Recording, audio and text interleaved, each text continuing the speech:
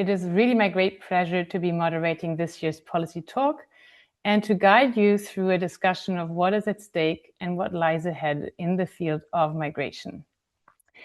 For this exchange, we are joined by two authorities in the area of EU migration policy, uniquely positioned to provide us with insights on migration and asylum policy in Europe and beyond.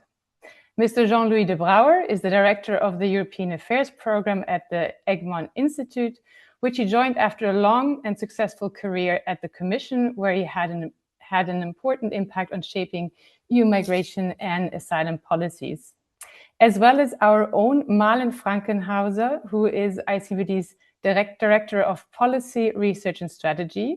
She's a long-term observer of EU migration policies, but oversees and provides strategic direction for ICMPD's policy and strategy work. Thank you so much for both of you for joining this conversation. There's a lot to discuss today, and I will kick us off with questions building on reflections from last year to frame the policy developments expected to be on the agenda in 2026. To just quickly set the scene, 2025 has been largely defined by President Trump's return to office, which has marked a departure from the US traditional roles and relationships globally, including towards Europe, Ukraine, and the whole Prague process region. So some of the US's closest allies are still in the process of trying to navigate that shift in US policies and the ensuing geopolitical transformations and instabilities. Meanwhile, Russia appears to be gaining momentum amid the opportunistic realignment of US diplomacy and has increased its pressure on Ukraine's population through bolder bombardments and attacks. And on migration, internally, EU member states have been focused on the preparations for the application of the EU's asylum reform due in June this year, and on driving what is considered to be the missing piece of the puzzle, returns and innovative solutions to irregular migration. So let's get started. Malin, I'd like to start with you. In light of the ongoing geopolitical tensions, what are your main reflections on 2025 and your top 3 expectations for 2026? Please, you have the floor, Malin. Thank you so much, Sarah. It's a pleasure to be here and to see also so many participants with us. I will just have a small disclaimer before we get started. I have a private emergency at home, and so if I have to disappear at some point, I will come back, I promise you, and Sarah and Jean-Louis will manage the conversation in the meantime. So I apologize beforehand if that happens, and that was the end of my disclaimer. So pleasure to be here and to reflect on the year that has passed and what lies ahead. Indeed, as you said, 2025 really was a watershed year for Europe and the world. For Europe, it was the idea of strategic autonomy that suddenly became very, very concrete in a new way, where Europe realized it may no longer be able to depend on the United States for its own security. So like many others, my own assumptions, very long held about the international order, the reliability of multilateral frameworks, and the rule of law were shaken last year. So to paraphrase Mark Carney, 2025 was in many years a rupture. It marks a rupture between an old world order and a period now that is less settled and far more unpredictable. So what flows from this changing world order then is a fundamental... Apologies, I have to actually leave.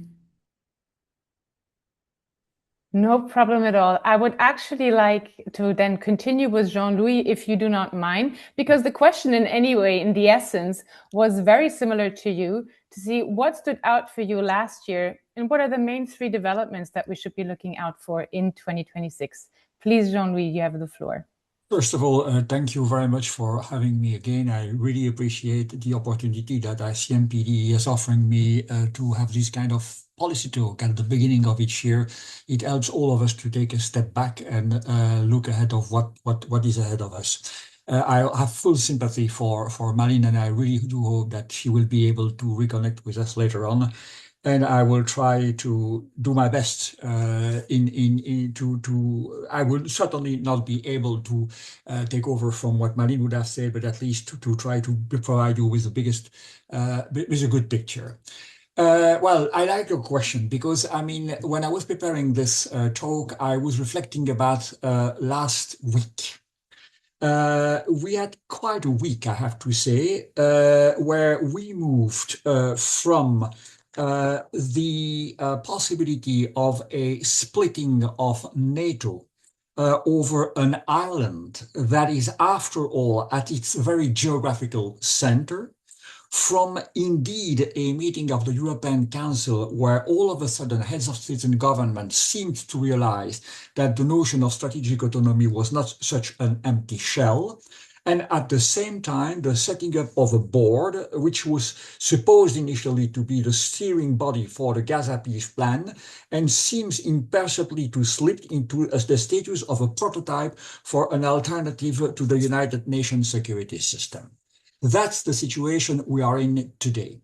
So what do I take from last year? I would say at European level, as we are going to elaborate on migration and migration-related issue, I would start by noticing that the pact, Migration Pact, is still alive. I would not say that it is still alive and well, only story will tell, but it was not a done deal. And indeed, seemingly the Commission and Member States are still actively muddling through in the implementation of the pact. The main challenge of last year, that was the solidarity challenge, was successfully met. And as such, I mean, it's a good indication of a possible achievement, but I will come back on 2026, a possible completion of the pact. The impact of the US on the migration agenda. As such, for the time being, there is not such a direct impact, but I fear that there is going to be, and there is already, an indirect ideological impact. And I see a symbol of that, is that we have imported in EU language an American concept, which is the one of deportation. I mean, nowadays refer to deportation when dealing with the EU policy. Deportation is not an EU concept. It has no legal meaning. It is even legally incorrect, because I still have to remember all the time that collective expulsion is strictly prohibited by the Charter, the European Charter of Fundamental Rights. But just the fact that we are now using that notion of deportation is a kind of an illustration of an ideological spillover of the migration approach and the migration policy across the Atlantic. I would like to stress maybe something which went unnoticed. And okay, I promised that I would quote and refer to ICMPD publication later during our talk, but let me refer to an MPI publication, the top 10 migration issues as listed by MPI in 2025. The number 1 is foreign aid cuts, which cripple humanitarian efforts and raise prospects of new displacement. We might come back on that later, but this has dramatic consequences on the development and humanitarian landscape. I mean, achieving the sustainable development goal on time is not on the cards anymore. We are confronted more and more with the called fragility challenge, and I will come back on that. That's to say the situation of countries which are either in fragile situation or in conflict, affected by conflict.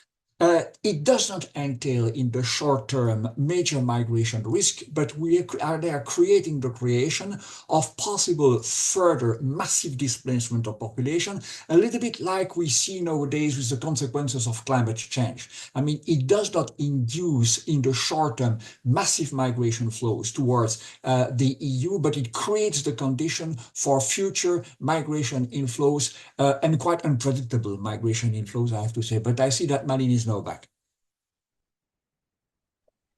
Indeed, Malin is back. I think Jean-Louis has taken up quite a few, from the pact to the ideological shift that we've seen, even though numbers of irregular migrants, but also asylum seekers in Europe are down and have further decreased in 2025. it's a trend that we think will continue in 2026.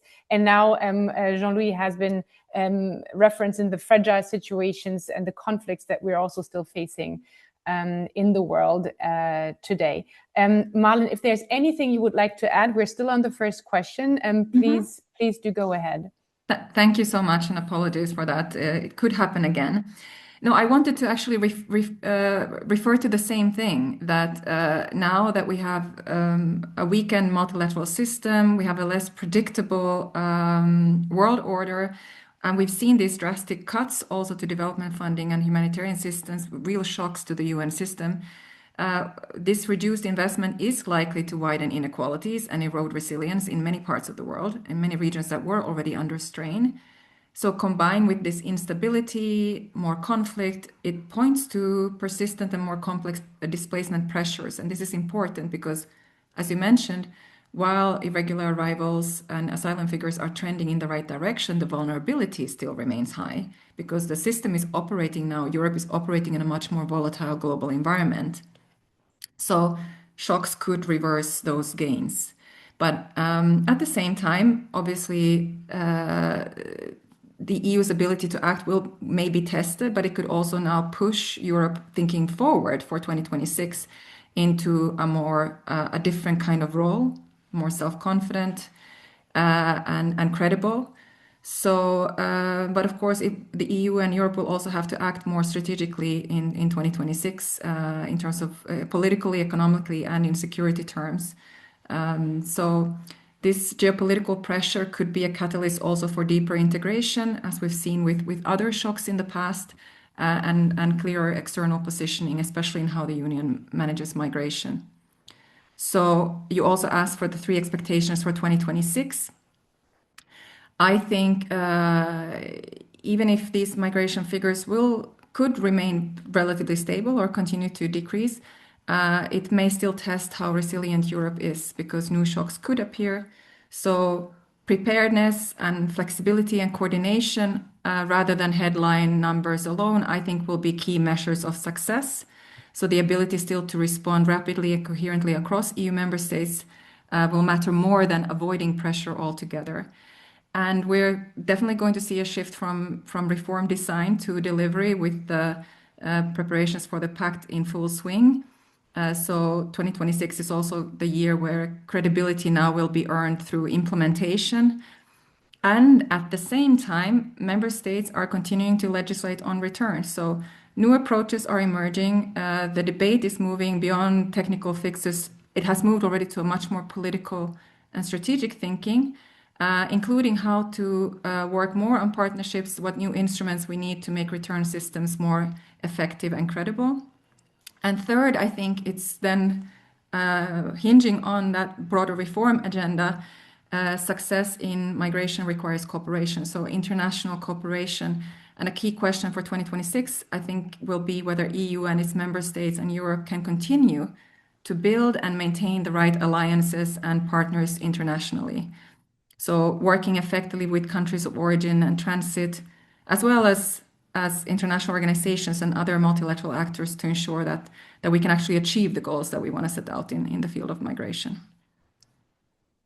Thank you so much, Malin. Jean-Louis, is there anything you would like to add, or yes, indeed, because yes, I would like to add my 5 cents concerning my expectation for 2026 following, the very clear presentation by Malin. I would say 3 things. First of all, Migration Pact. The jury is out. We'll see where we are on the 12th of June, whether it flies or not. My best guess is that we all know that it will not be fully implemented by June next year. That's not thinkable. But my best guess is that, Commission and member states will find a way to make sure that it is on track.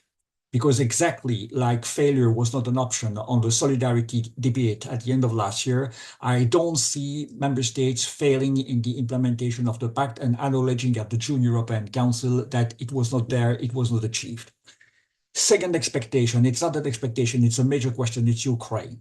I mean, the fate of Ukraine will be pivotal of all count as far as the EU is concerned. It has to do with geopolitics, but it has also, of course, to do with migration, and we'll certainly come back later on the implementation of temporary protection and the fate of Ukrainians under TPD nowadays. But much more than that, I mean, our relation and the way the EU will handle the Ukraine situation is absolutely is a test case, amongst others, for our capacity to indeed move towards the strategic autonomy both Malin and myself already referred to.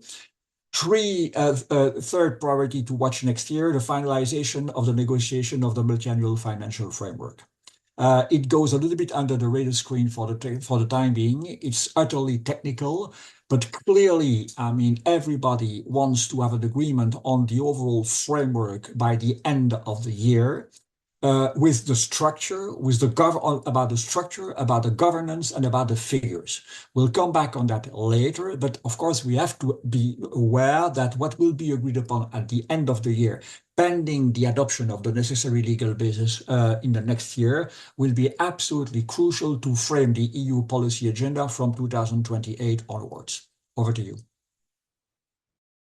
Thank you so much for both of you, and you're really making my job very easy, because we would now move into the part of looking ahead, where we have quite a few questions that we want to discuss, and I want to start out with Europe's position in the world, and I think you also already referenced that quite well in terms of the new situation in which Europe finds itself, the funding cuts that international organizations are experiencing, which are crucial to support, especially in crisis situations, which we have, which are plenty currently, and to provide that humanitarian support. And I think the full consequences of those funding cuts would have yet to materialize, and I think we might see more of that in 2026.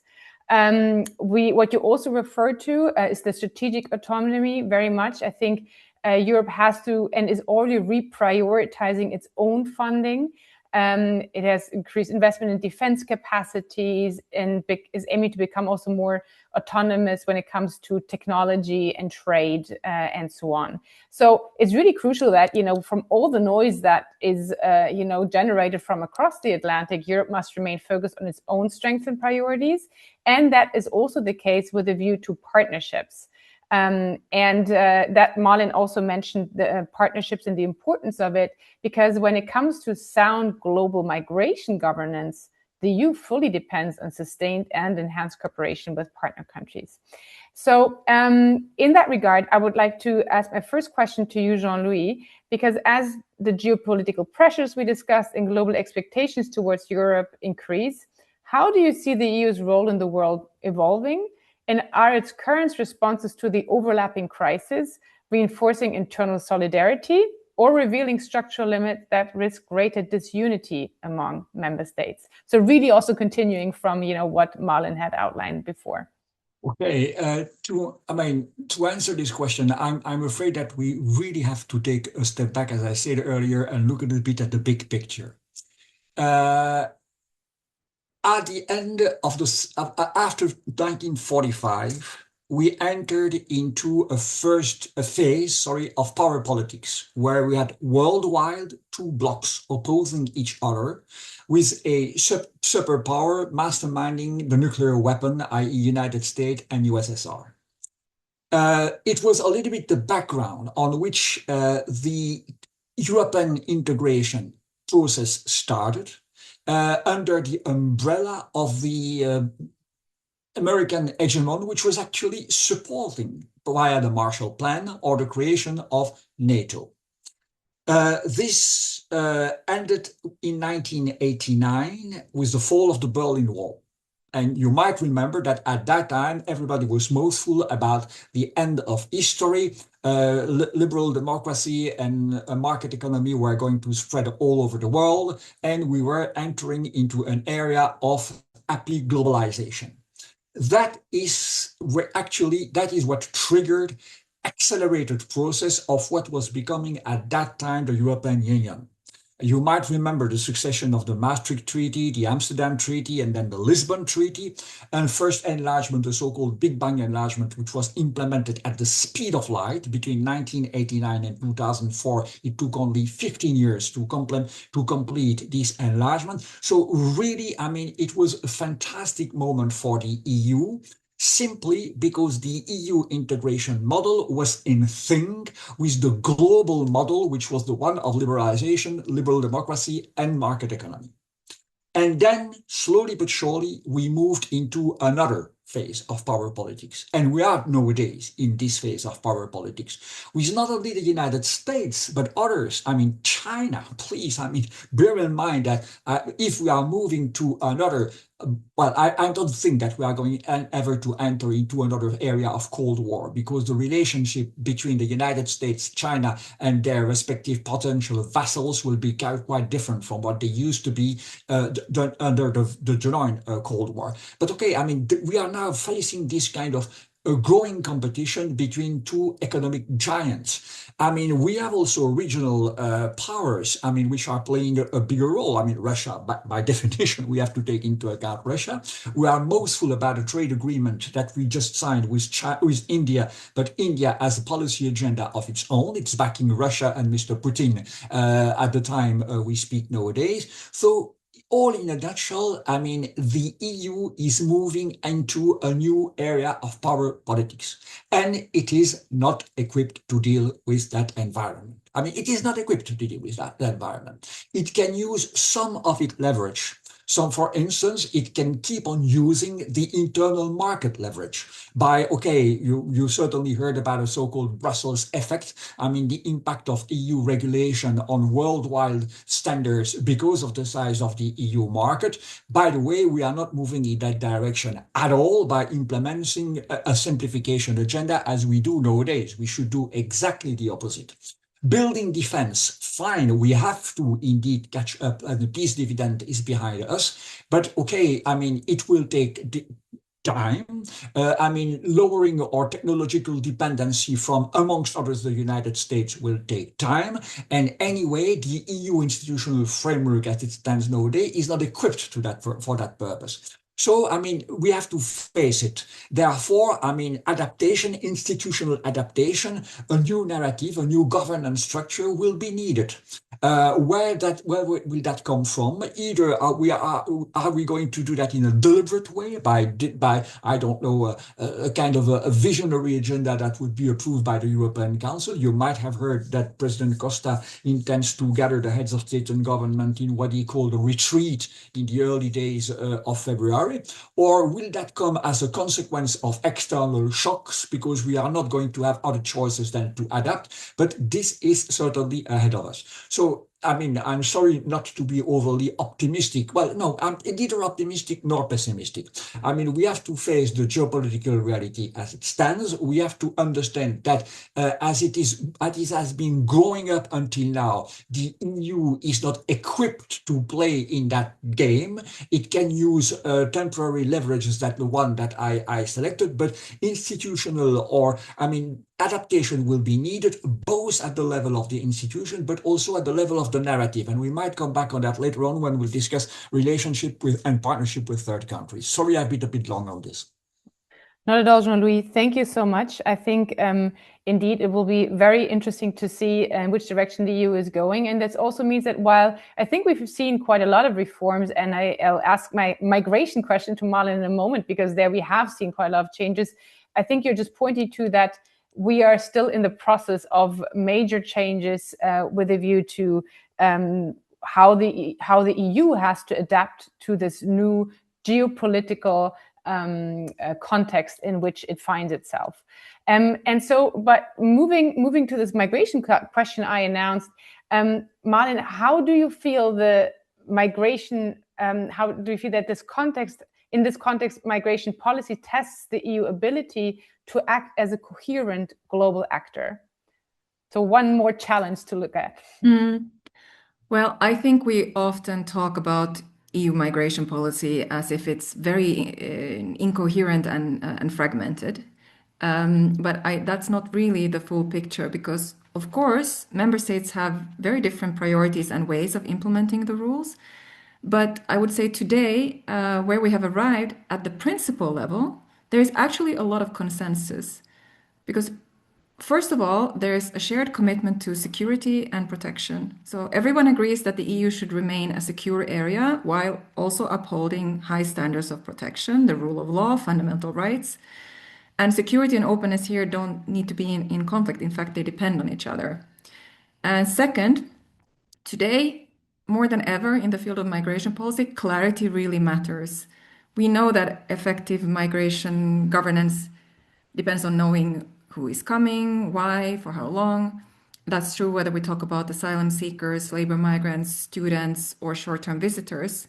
So labor migration works best when the rules are clear and linked to real labor market needs. Asylum systems work when protection is clearly granted to those who qualify under international law.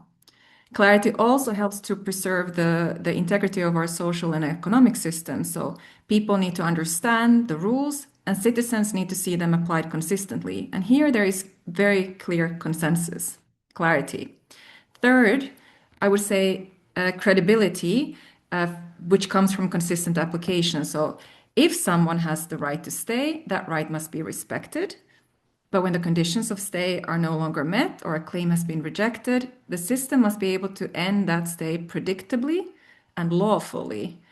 So this is not about being exclusionary, but it's about making the rules work in practice. And on these key principles, there is consensus, and that this is the foundation of migration policy in Europe today. And finally, just to celebrate also the union of 27 democracies, decision-making takes time. It can look very slow. It can look also messy from the outside. It is very public. But this democracy currently still brings legitimacy and shared ownership. And when urgency matters, the EU can move fast. And I think the Ukraine response is still such a good example of how quickly, within days, there was a democratic discussion about how to receive all these millions of displaced persons. And by early March already, a legal framework was in place, functioning across 27 member states. And that shows that the EU can act coherently under pressure. But perhaps sometimes only when the pressure is really hard, as Jean-Louis predicted, the EU also is able to act. So yes, when we look at migration policy, it's complex, but it's not without coherence. The real challenge is now less about defining shared objectives, but it's about making them work consistently across the Union, especially when circumstances today are so fast-moving and challenging. Thank you so much, Malin. And I really like that you're starting us out on this conversation on migration, not only highlighting all the complexities, but really also underscoring that, yes, it's complex, but the EU is not incoherent. And also a lot of progress has been made in the past years that wasn't expected, to be fair. So I think we're really warmed up now and ready to continue this conversation with a focus on migration. And we've talked already a bit, or you've touched upon the internal dimension. And I would like to start us out by zooming again a bit more into that discourse, really the debate, the internal debate on migration and asylum and the corresponding reform. Because in the end, the coherence in cooperation with partners on migration, which we will discuss then going forward, requires coherence within. And of course, we've discussed it before, mentioned it before, member states' key priority has been the preparations for the full application of the EU's internal asylum reform. You both referred to it, the so-called Pact on Migration and Asylum, which is due to be fully applied by mid-June 2026. And Malin, I'd like to start out with you. I know I have a couple of questions. I will just say them all, and then, I let you basically answer. So it would be great if you could get us started by highlighting the most important changes to the EU's asylum system that take effect as of June. And also, since ICMPD has been assisting a number of member states in adapting their national systems for the Pact application, how far along are these member states in addressing the main implementation challenges? And what are the three main concerns or challenges that still need to be addressed for the Pact to succeed? Please, Malin, you have the floor. Thank you. Well, first of all, we should recall that the pact, although we talk about it as one single thing, is not a single law, but it's a package of 10 interlinked EU legal acts.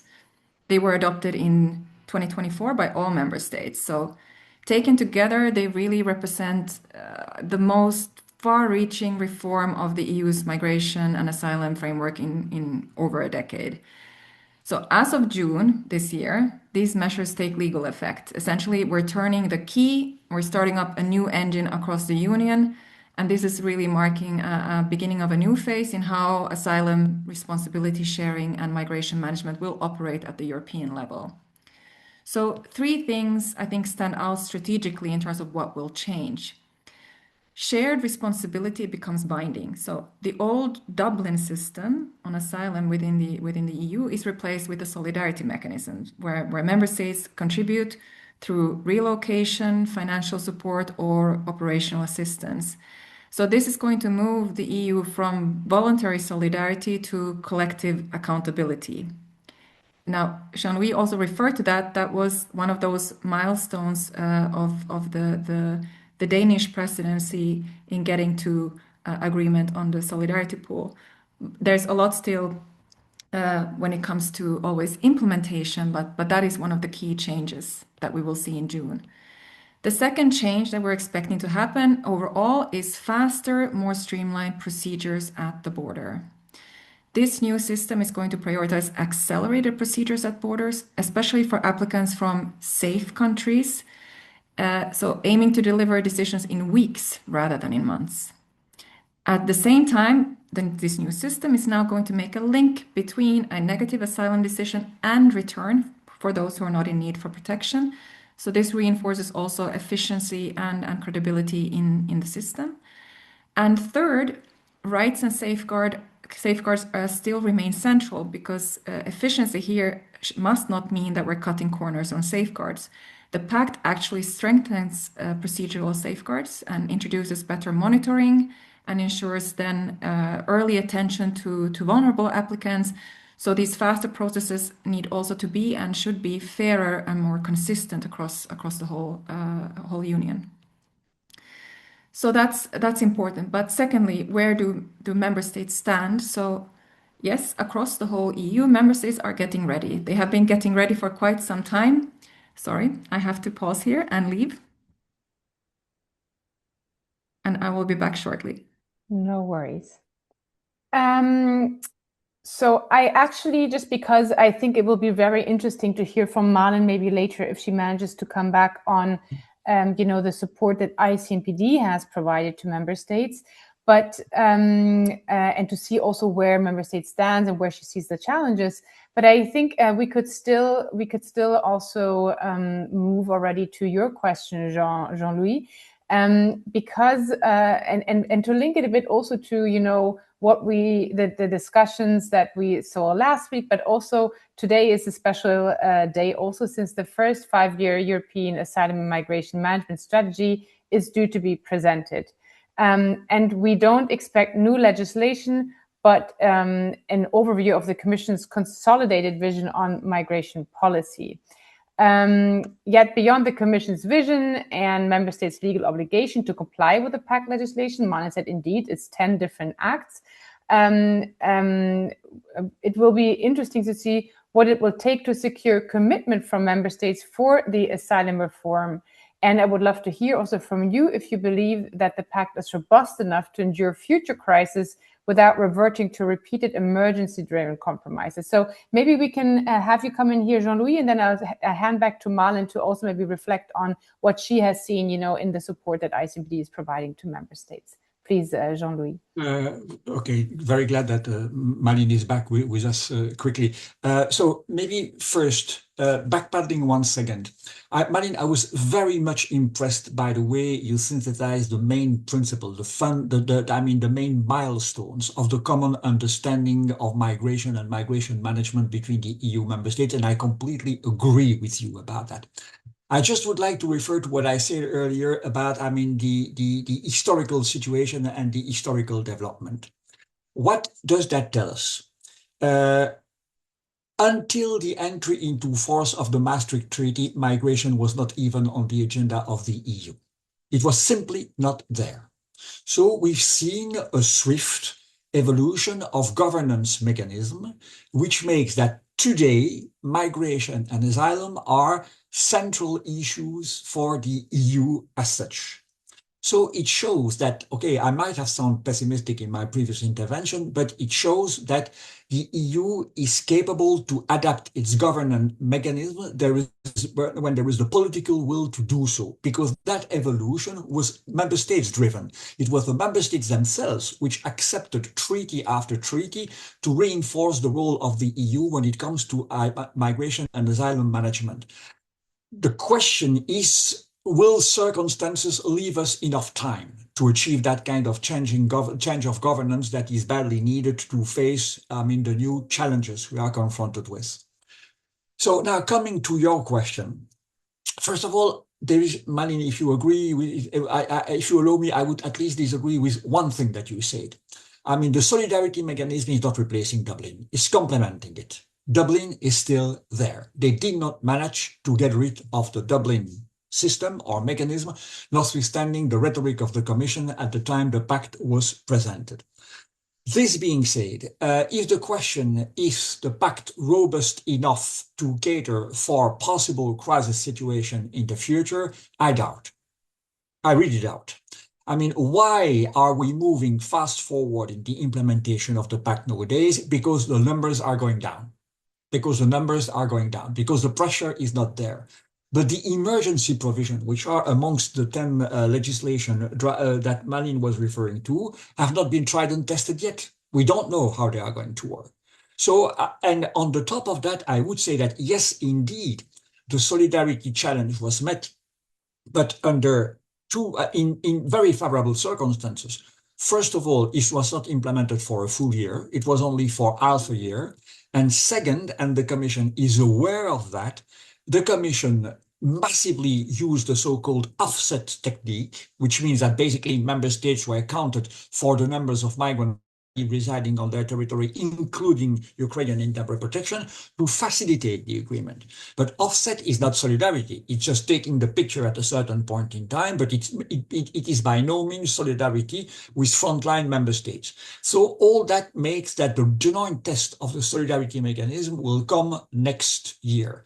So this is also, again, I have the reputation of usually not being overly optimistic, so I will be faithful to my reputation. I would say, is the pact robust enough to protect the EU in case of new crisis situation like the one we known in 2015, 2016? I don't know. And I would not bet on that for the time being. Over to you. I will hand right back over to you, Malin, to complement and to share your additional thoughts on where member states stand. If I can just first not respond, but comment on what we just heard in terms of a crisis. So when it comes to the example I use, there was something in the drawer, the temporary protection directive that member states could use, which was a great tool. Nothing really surpasses it yet. So that is true in terms of we don't know yet how a crisis situation will unfold. At the same time, a crisis is a crisis. Sometimes that means political imperative will override also other types of the legislation. So that is, I think, it's more about the political, the ability of member states to then get together to coordinate and to have a quick and fast response than always necessarily relying on legislation. I think a crisis, we don't know what kind of black swans are around the corner, but let's hope there aren't any of those. But coming back to where member states stand, that's where I had to unfortunately leave you. Yes, so member states are getting ready. There is overall a lot of commitment across the whole union. It's hard work. It's been ongoing for quite some time, but many are also seeing this as an opportunity to address some deficiencies in their national asylum systems. There's new legislation that has been drafted. Appeal systems are being reviewed and streamlined. Procedures are being updated. Case management systems are being modernized with new IT systems. So this should help make now processes not only faster, but also more consistent. And so some countries are not even just meeting the legal requirements here, but they're even using the pact as a momentum to modernize and strengthen their systems. We're working with Ireland. I think that's a great example. They had a very long and complex asylum process with over 100 steps. And now they have passed a new international protection bill, expanded administrative capacity, and are redesigning workflows from A to Z, from intake to decision, using the pact really here as this reform moment to streamline, speed up, modernize the system. So that is also happening in the EU right now. And we have been part of supporting this transition with operational guidance and supporting workflows and peer learning between our member states. But a challenge, you said 3 challenges going forward, but I think a key challenge and maybe opportunities is managing expectations. Because Jean-Louis, you already said in June, it's not going to be a perfect system. Any new system faces early hiccups, there's uneven readiness across member states. But I think what matters from day one is not perfection, but it's this continued then commitment still to continue to implement, to build confidence and keep the momentum and advance on all those different areas: infrastructure, screening processes, internal coordination, case management, and even then testing solidarity. So we should see early results, and we need to understand that that it takes time and manage that kind of expectation, both towards the public, but also between member states and within the member states. It's not only ministers of interior who are affected by all the elements of the pact. It reaches very far to other ministries, to courts, to civil society, in terms of being part of implementing it. So it will take some time, and we need to also maintain a good momentum of continuing to make progress. So coming back to these faster procedures, having quicker decisions, their impact in the end will of course also depend on returning those who cannot stay. And this is a critical piece that is now missing. So the return regulation and the negotiations that will start this year, which will not be finalized when the pact starts in June.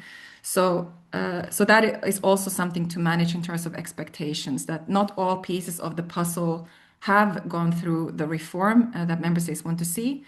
And at the same time, member states are already preparing for this change. They're thinking beyond the pact. They're improving coordination, cooperation with countries on routes, so that we can eventually then also see bigger results.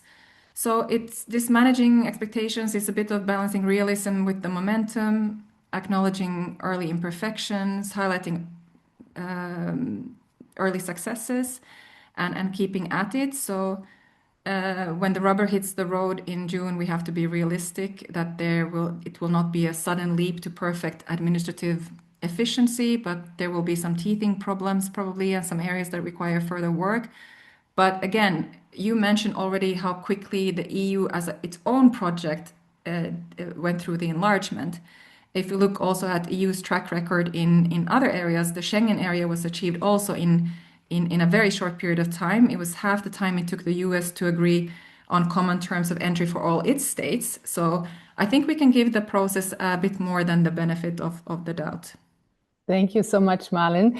And I want to drill down actually now with my next question to what you've pointed at, and that's innovative solution, because you mentioned it's a commitment that we see and we cannot expect perfection. So commitment, but not perfection.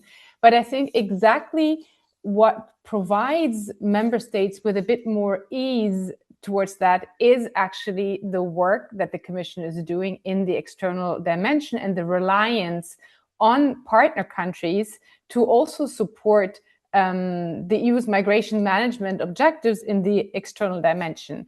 And I think also I'm quite sure that when innovative solutions to irregular migration are being discussed, setting up returns up transit centers, maybe also, and of course we have black swan crisis that cannot really be prepared for, I mean, in all its elements, but I'm sure that this is already something that member states had in mind, that innovative solutions and return hubs and all the elements that we find in this missing piece of the puzzle, so the return regulation that is currently being negotiated, that in that actually we will be able to find the basically what the EU is trying to do in order to maybe ease this pressure that or this focus that we have currently on the internal reforms.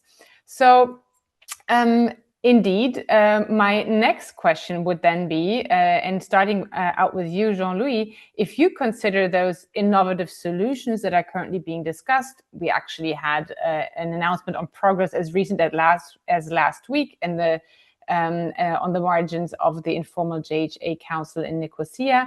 If you think that those solutions are complementary or are hampering the Pact's successful implementation, and whether the external dimension of asylum, border or return procedures is a necessity for a successful and credible European migration asylum system. Please, Jean-Louis, you have the floor. Okay, what a question. Where do I take it? First, following up on what you said, Malin, I could not agree more with you again when you referred to the challenges of managing expectations. As you, I am willing to bet on the success of the Pact. Well, by the way, also because if the Pact fails, then what else would be the question.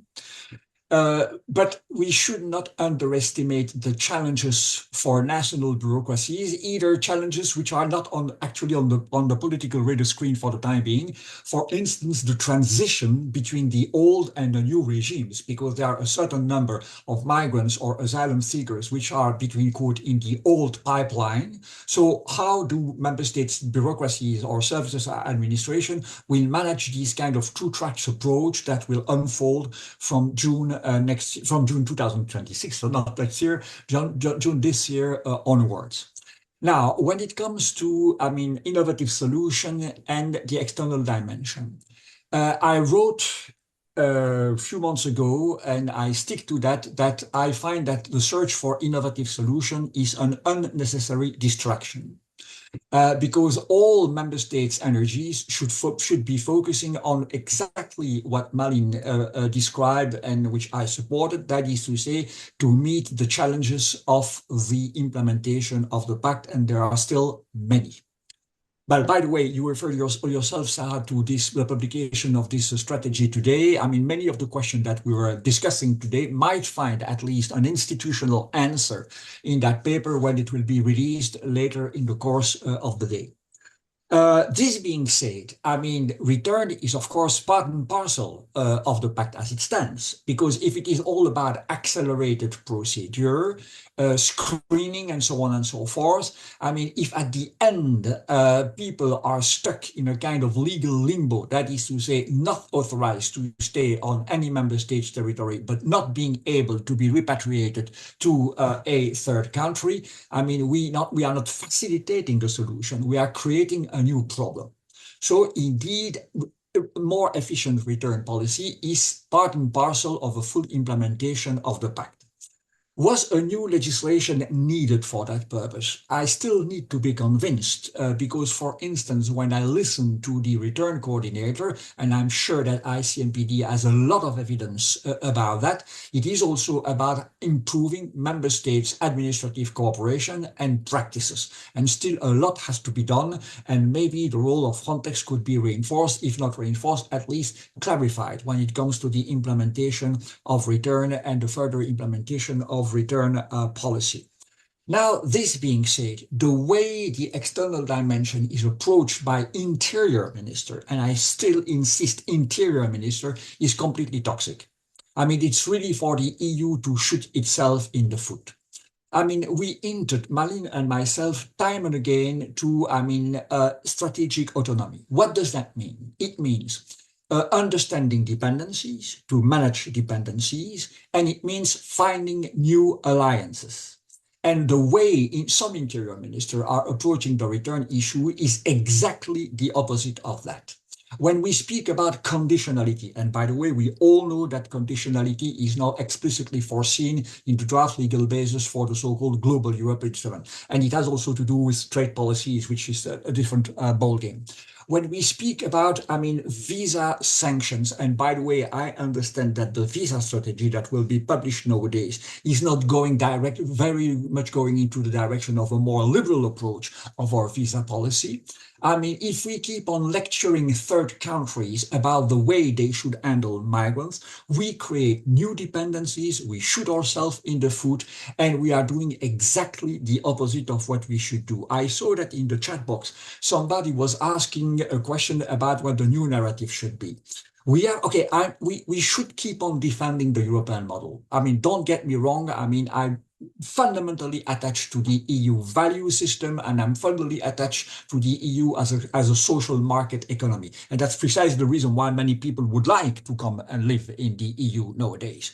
So we should keep on defending, but we should at the same time understand that this might not be a universal system and that this is not seen as universal anymore. We have to understand that other countries have other visions, that they approach that differently, and we have to find alliances and build a dialogue with them. Everybody was quite impressed by the speech of the Canadian Prime Minister, Mark Carney, at Davos when he referred to, the role of middle powers. I said it earlier, the EU is now as such a middle powers, and all EU member states are as such middle powers. That is to say that they have to enter into a new kind of dialogue, build a new kind of partnership with third countries, and that the way they should approach and discuss migration issue with them should be part of that conversation and part of that dialogue. This being said, there is a glimpse of hope. First of all, two glimpses of hope. I promised that I would, at a certain point in time, quote ICMPD publication. I would recommend everybody to read the 6th takeaway on advancing migration governance in the shifting world, coming from your previous Vienna Migration Conference. I find that a very good insight and a very good paper. But closer to us, you referred to the informal meeting of the Justice and Home Affairs Minister in Nicosia. Okay, there are no conclusions because it's an informal council, but in the press releases that was issued afterward, I found very interesting language about return. I'll quote a sentence: ministers examined our coordinated EU action, constructive partnership with third countries, and development-oriented reintegration programs could improve return outcomes overall and enhance the credibility of the EU migration system. That is the way to go. That is the way to go. That is the way to build a genuine partnership and making sure that, it becomes, well, I hate the notion of win-win relation. What does that mean? But that there is a good understanding from, the partner countries to which we are addressing that we would like to build with them when it comes to return is, first of all, fully in line with respecting rights and migrant-oriented migrant rights, fully preserving and safeguarding migrant rights, including those who have to be repatriated, and can be conducive to support the domestic development, building upon or taking into account what we mentioned earlier, Saha and myself, that actually global funding for the development agenda is going down significantly nowadays. Over to you. Thank you so much. Malin, just a question to you. What do you think? What are your thoughts about that? Well, I think that, of course, there's a lot still that needs to be done in the area of return per se. The traditional areas, whether that is for the full return cycle, whether that is what member states can do, or also how we work with countries of origin in making return, readmission, and reintegration sustainable. At the same time, when it comes to innovative solutions, I think it's important to start from where the debate stands today, because innovative solutions have been on the agenda since 2024 in various formats, and return hubs and transit arrangements discussed are no longer abstract ideas. They have gone rather mainstream within the European Union. Not everybody is aligned on either the impact or the cost efficiency or the political or legal side, but it is going mainstream, and it's part of a toolbox that many member states want to see explored alongside the pact, alongside what we have been doing so far. These discussions are starting to fit into a logic of a whole of roots approach. The pact already foresees that. It's that shift to managing migration along the entire route from countries of origin, transit, destination. So external processing elements, an expanded use of safe third country concepts, strengthened return cooperation can be seen now as attempts to address pressures earlier in the migration trajectory rather than only once people arrive to the EU. So, of course, return or transit hubs in the biggest concept as that we know, they're not on paper, but the ideas depend entirely on partner countries' willingness and capacity to cooperate. Not only, of course, the legal side that I leave aside. And this is where I fully agree, migration diplomacy is indispensable. Cooperation on returns or hosting agreements cannot be assumed. It needs to be negotiated, it needs to be incentivized, it needs to be sustained, there needs to be a long-term commitment. Partnerships today are becoming increasingly complex. We have been saying it for many years that we need to think more comprehensively and holistically in entering into partnerships. And they are. They're starting to intersect with development, mobility, with visa policy, trade, security, geopolitics. So I think migration is was always a part of a broader relationship, and now we're also seeing it become part of that leverage, and I think Europe's leverage in negotiating these partnerships has to reflect that reality, that it is still part of a broader system. So the debate, I think, has been shifting from whether these ideas should exist at all, and now it's shifting to how could they be implemented effectively and safely. Because the credibility of any new model depends on if it's workable, it's legally sound, it's rights respecting, and it's scalable. So implementation, including safeguards, monitoring, cost sharing, accountability will determine ultimately how far these innovative solutions can go in practice. I think looking ahead, the future is not going to be a continuation of the past. The EU and as I said, many member states are committed to using their leverage to promote returns of those without a legal right to stay.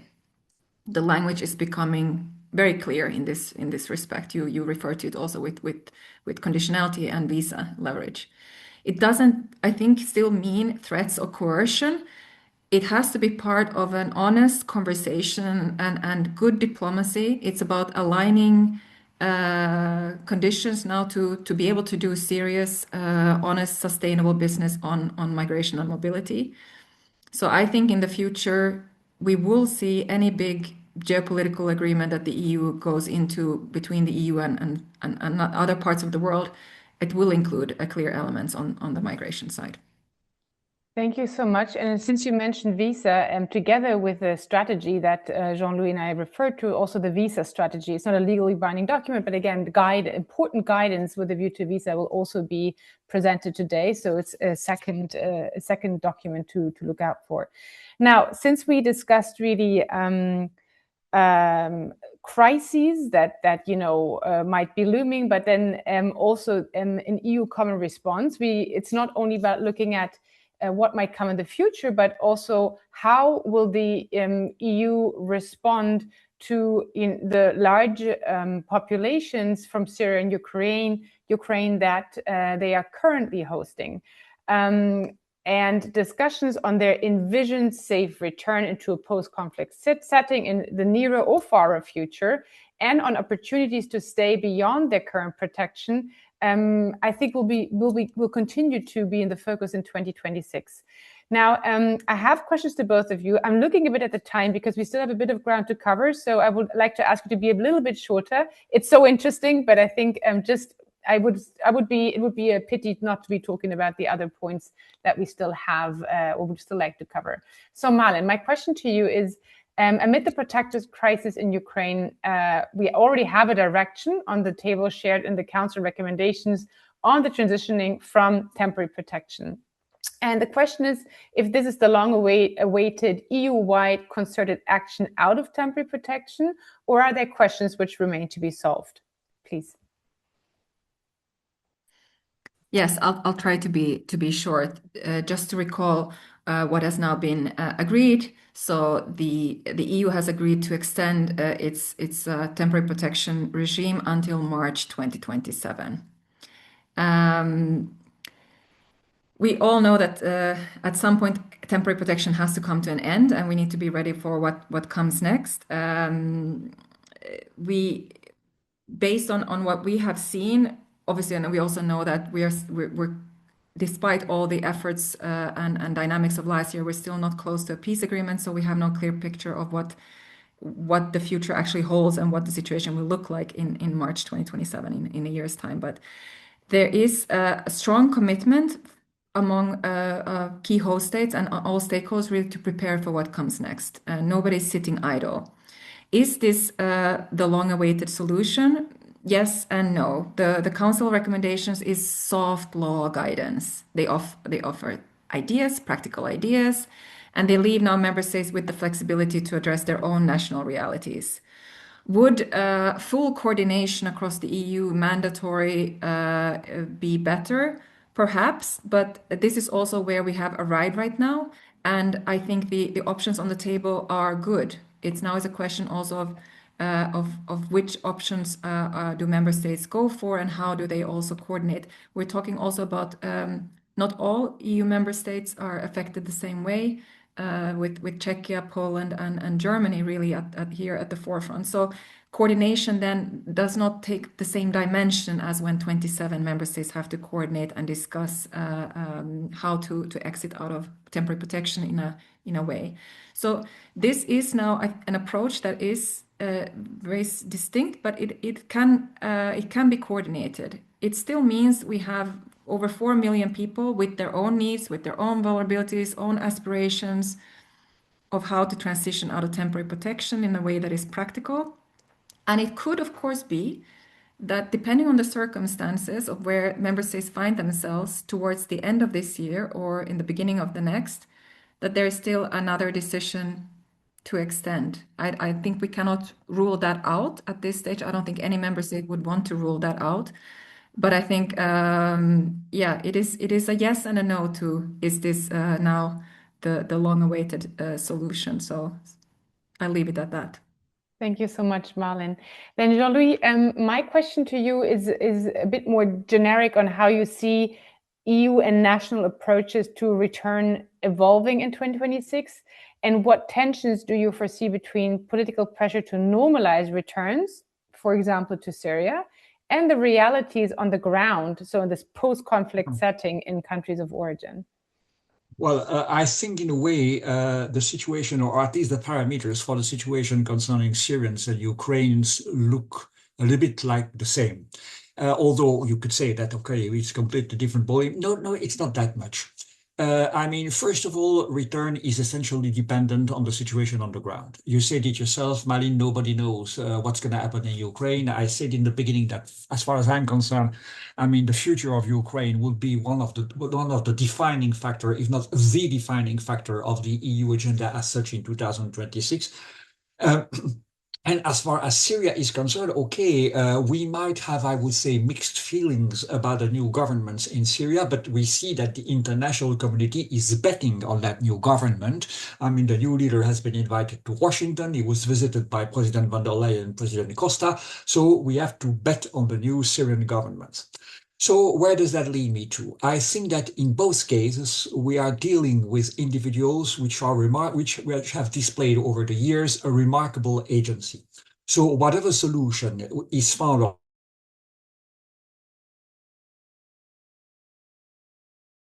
I think we lost Jean-Louis. Yes, because I see Malin, everybody else still seems to be here. But maybe since I wanted to also give you the chance, Malin, to look a bit more at, the return after large-scale displacement and in a post-conflict setting, especially with a view to Syria, since Ukraine is still a bit further off, if there's something that you would like to add in that regard. Sure. I think same for Ukraine and Syria. When it comes to the return of displaced populations in post-conflict settings, one must always prioritize safety, dignity, and voluntariness. We cannot rush return. They require really a careful assessment of the ongoing security situation, how we can restore basic services, protection from persecution in individual cases. And the situation in Syria remains volatile. So any return needs to align with tangible progress on reconstruction and inclusive recovery and human rights. So when you have been in the case of Syria, that kind of prolonged displacement after years in host countries, some people have integrated and built families and livelihoods. So not everybody is ready to return immediately either. Others have have already decided or are deciding to spontaneously return, and such spontaneous returnees need also to be supported as possible to not only rebuild their lives, but also where possible contribute to their country's recovery. Again, certain groups may not be able to return, certain vulnerable groups, so we should always have protection pathways in place to cater to their needs and situations.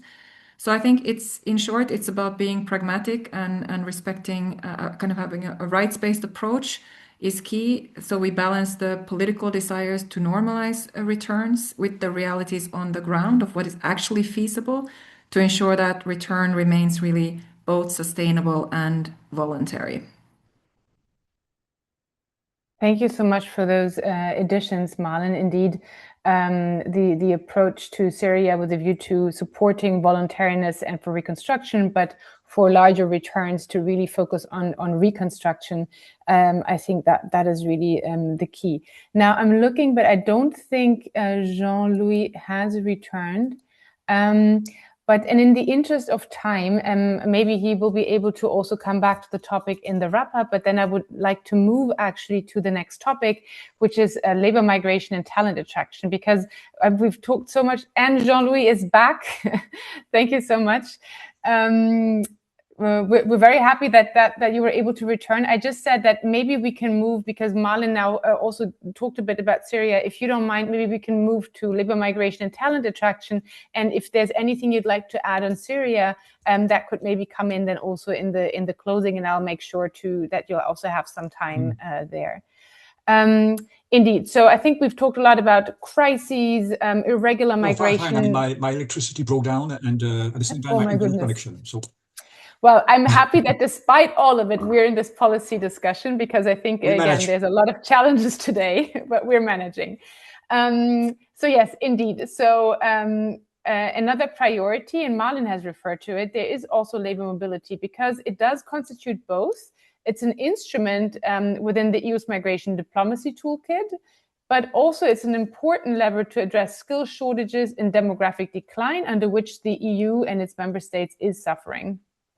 So the global competition for talent, and that's also interesting, persists even though we are witnessing, or we're living in an economic or weaker economic environment. There's tighter public financing shaping national priorities. And also, but at the same time, all of that is exposing the limits of purely national approaches to labor mobility. So in that context, Malin, my question to you would be, where you would see the greatest challenges, but also potential in the year ahead when it comes to the field of labor mobility. Thank you.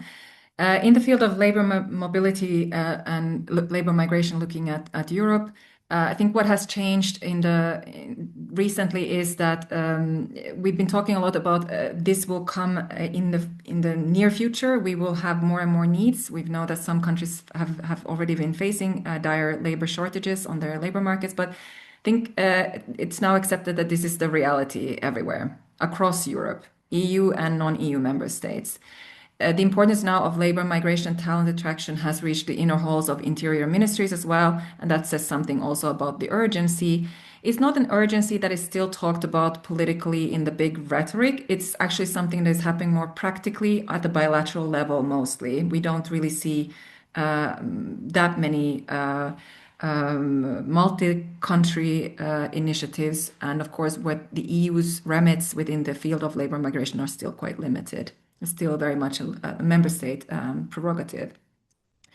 So Europe as a whole and many countries across the world struggle to attract the right talent for their labor markets. Pathways are way too complex, recruitment and visa procedures are lengthy, and recognition of qualifications is still weak. So these are big challenges. At the same time, partner countries face their own skills shortages and often lack sufficient training capacity. So skills mobility partnerships are taking off. There's more and more such frameworks across the world, or talent partnerships, where they combine skills development and mobility. So building a global or a local skills pool, which really provides for a fairer and more balanced approach. But we have to be realistic. These are not short-term initiatives. They're long-term, they're very resource intensive, and it's still a very small share of overall labor mobility. So that's one thing. Taking also the European labor market, which consists in large of small and medium-sized enterprises, they really struggle still. And here we haven't been able to find the way forward to really support bridging actors, to support SMEs, to be able to be part of international recruitment, because big corporations don't have a problem. It's the medium and small sized businesses that struggle the most. So we have to strengthen that. That is a challenge. The EU talent pool will move forward in 2026. So when it comes to job matching and a different way of attracting and retaining talent, let's see how that coordinated approach also then takes effect. The success will depend on uptake really by member states, by employers, and of course, ultimately by job seekers. So it still needs to demonstrate that added value. It needs to be well advertised and integrate much more in terms of matching and visibility to be effective. But building on this momentum, we also are testing new solutions. The EU-India legal gateway, which has been co-designed, also supported by ICMPD. But the Commission will open this gateway, and it addresses IT sector shortages with a digital tool. So it will provide information on visa and job opportunities, how to navigate mobility, with an operational hub also to reach out to people and prepare potential migrants to come to the EU. But in large, as a whole, given the economic needs and the demographic realities, I often ask myself if these state-led solutions are going to lead the way or the market will move faster. In my experience, the market is always ahead. The large numbers, obviously, that we still have on our labor markets are not driven necessarily by talent pools or legal gateway offices, but we need to do more. And we can do more to also prepare long-term through skills mobility partnerships. So that is happening, and I expect to see much more of this also in 2026. Thank you, Malin. And Jean-Louis, just very quickly switching over to you, because Malin mentioned it, I think, and I mentioned it also. So labor mobility is a member state prerogative. But what would convince governments that closer EU coordination on labor mobility adds value rather than complexity? Because I said before, alone, it will be difficult to overcome all the labor market gaps and the challenges that we currently have on the labor market. Please, Jean-Louis. Well, actually, I think that we can, am I unmuted? Yes, indeed. I mean, we can catch up time now, because I agree 100% with everything that Malin said in a very telling intervention. Okay, I'm afraid, okay, employment policies, labor market policies are national prerogative. It is enshrined in the treaty, and member states are not close to diverging from that. Indeed, I tend to have the same feeling that Malin, is that market-led solution will always be more efficient than state-led solution. And that indeed in the future, in the long term, mobility skills partnership are something that should be further explored. Also in the framework of what we discussed earlier, that you say new partnership to be built, or new type of partnership to be built and developed with third countries when it comes to migration management.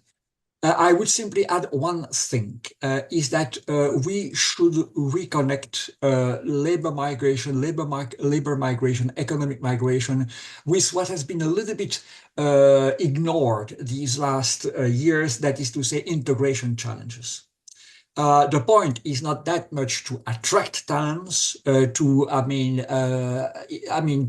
find outside the EU, the labor force, that is missing inside the EU, but it's also to develop integration model and integration policies which are conducive to, I would say, a peaceful relationship and cooperative relationship at cultural, political, economic level, social level between migrants and the receiving communities. That is absolutely essential, which has also as a consequence that we have to bear in mind what type of migrants we are willing to attract. Are they temporary or are they supposed to stay? Is it settlement migration? Is it purely economic migration to fill temporary gaps on the labor market? All that has to be rethink. My feeling is more and more that when I look at debates in member states for the time being, it's not that much about a migration crisis anymore, because we said it earlier, lower numbers are going down and so on and so forth. It is about an integration challenge, which is not actually met by many of our member states. And I think that maybe it is something that should be done in a not so distant future, and ICMPD is probably investing on that. We should reopen or revisit the integration agenda. Thank you so much, Jean-Louis. You see me, I'm rushing a bit because there's a last question I want to address, and I want to at least maybe be able to answer one or two questions from the chat. But the final question is really about money, because in the end, it's the deal breaker or maker in many relationships. And that is also the case when we look at the EU, its own priorities, but then also its relationship with partners. I think you mentioned before, this year will be crucial. A lot will be negotiated under both the Cypriot and Irish Council presidency when it comes to the new EU budget. But much remains to be decided. There is a discussion on increased flexibility and the option to reallocate funding in line with emerging priorities and in response to crisis. But that could have far-reaching consequences on migration financing if it's not a priority and funds will be moved elsewhere. So Jean-Louis, and I will have to ask you to keep it short, even though I know it's not a question to be short on. What do you expect could be the consequences of potential shortfalls in migration-relevant funding for transit and origin countries? Okay, if we want to, if I refer to the way the Commission has introduced its proposal for the next MFF, there are three buzzwords: simplification, flexibility, and coherence between internal and external policies. It's all over the place. The Commission has proposed a completely new structure and a completely new governance mechanism, and member states are not near to agree with that yet. That's the reason why the Danish presidency was not able to close a so-called negotiating box. So it's still to come. We tend to refer to the third pillar, which is the Global Europe instrument, the external dimension, where indeed there is no targets set for migration anymore. And there indeed where there are many questions about the flexibility and the way it will be implemented.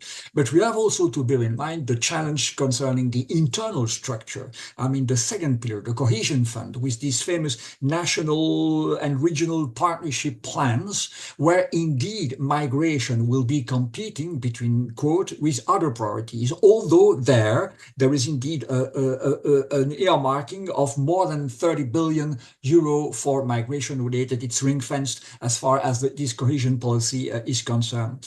So, it's going to be quite different from what we have been familiarized with until now, for sure.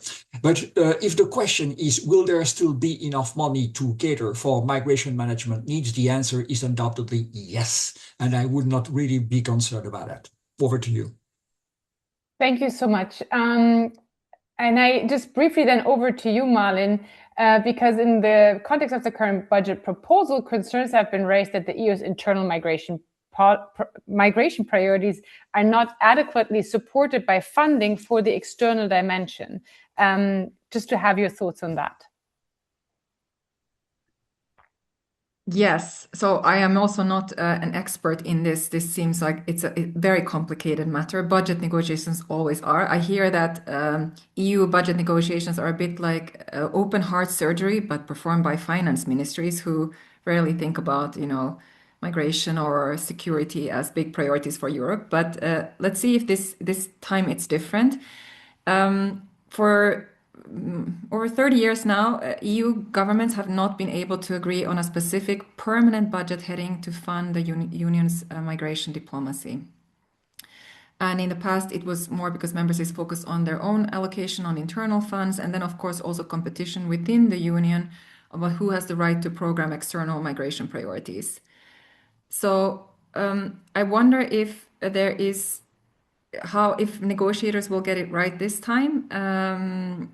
Yes, there are discussions on allowing internal funds to be used flexibly, also for projects or capacity development in the field, and to have a specific target on migration spending in global Europe, that big foreign policy bazooka. But with competing geopolitical priorities in defense or the need to still pay back so much debt from 2028 onwards, I think we're dealing with a budget that has to shrink already. So yes, there will be money for migration, but will there be enough, or will we be able to also align the internal and external sides of the migration agenda, because they are often a bit artificial in terms of their dimensions, the internal, external.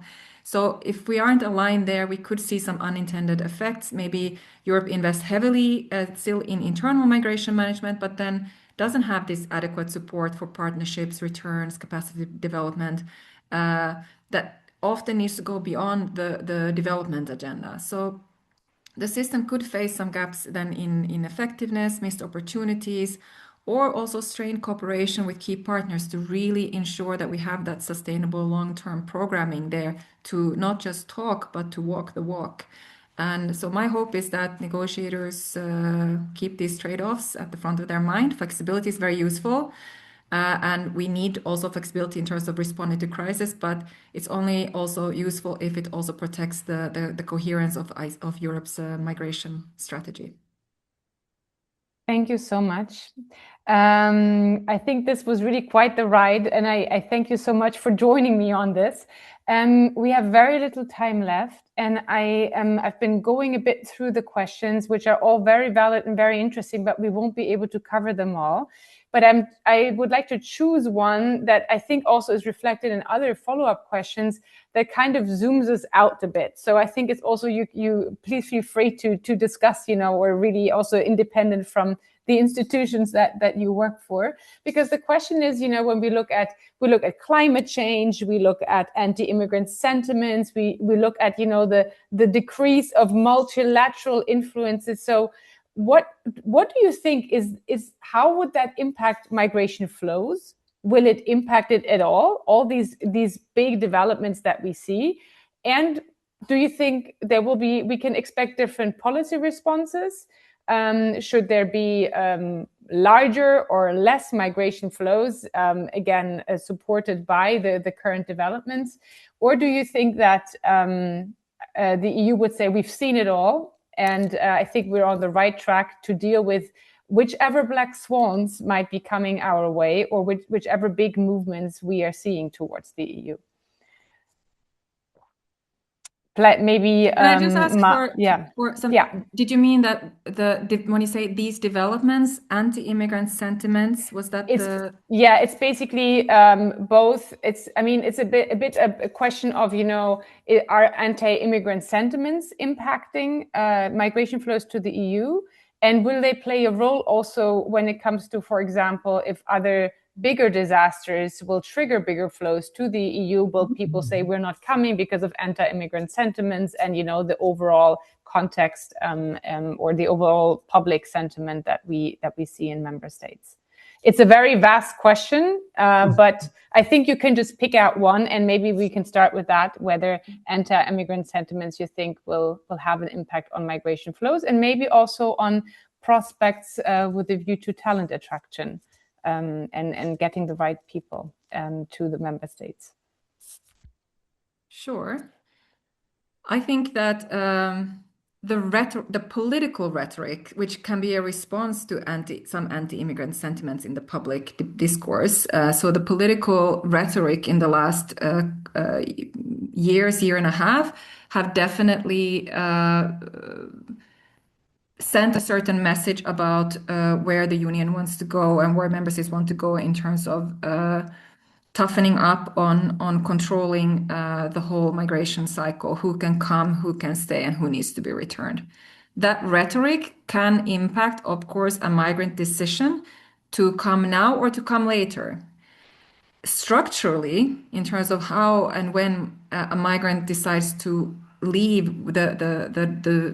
the reasons why they want to migrate, but also if they have the capacity and capability to migrate, and many migrants Dear participants, who arrive irregularly good morning from Vienna and have good been day. on a long We journey, have participants and they may from have all over stopped the world somewhere with in us transit, today and they may be on waiting. behalf of the So Process perhaps the decision Secretariat then at the International a certain Center for development Migration in, Policy let's say, a Development. It frontline is my state or a pleasure state to that they would welcome like you to to this eventually year's go to, edition of the Prague Process Policy that Talk. rhetoric can impact, I think, the As decision usual, on we whether to meet go in now or January wait a little bit. to wrap But up the structural reasons the for why past people year feel forced and to go, to the gather structural some main reasons takeaways in terms of behind those migration big policy numbers, developments, but protection needs, also to look displacement, into the year ahead. those are not The going away, or discussion there today the follows rhetoric the doesn't release really of the ICMPD impact Migration Outlook if for you the need year to leave. 2026, which So highlights 10 I would migration say issues to look that out is for one this answer. I year. think There will also the be dynamics regional around migration why and how outlooks people migrate are published quite by complex, especially ICMPD when you very drill down to soon. the individual A migrants. few So housekeeping to make rules those from my generalizations side. Today's session is available in not English easy. and Russian.